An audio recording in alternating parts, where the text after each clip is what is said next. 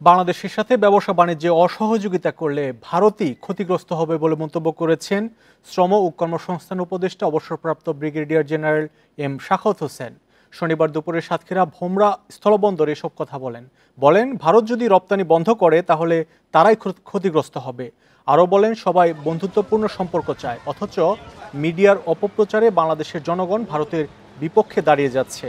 স্বাধীনতার পরে জাতীয় ঐক্যমত্যের সব দল একসাথে হয়েছে, এমন নজির নেই উল্লেখ করে ব্রিগেডিয়ার জেনারেল অবসরপ্রাপ্ত এম শাখাওয়াত হোসেন বলেন, রাজনীতিবিদরাই দেশ চালাবেন, তখন এই ধরনের ঐক্য খুবই ফলপ্রসূ হবে।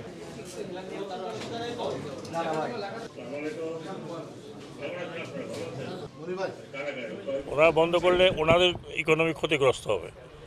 এইটার সাথে হাজার হাজার লক্ষ লক্ষ লোক জড়িত, ওই পারেও লক্ষ লক্ষ লোক এই পারেও জড়িত। পলিটিক্যাল বিষয় ওগুলো পলিটিক্স ওনারা করছেন, কিন্তু আমি মনে করি না ব্যবসায়ীরা কখনো এটা সাপোর্ট করবে। এত বড় একটা বাজার, সেই বাজারকে নষ্ট করবে বলে আমার মনে হয় না।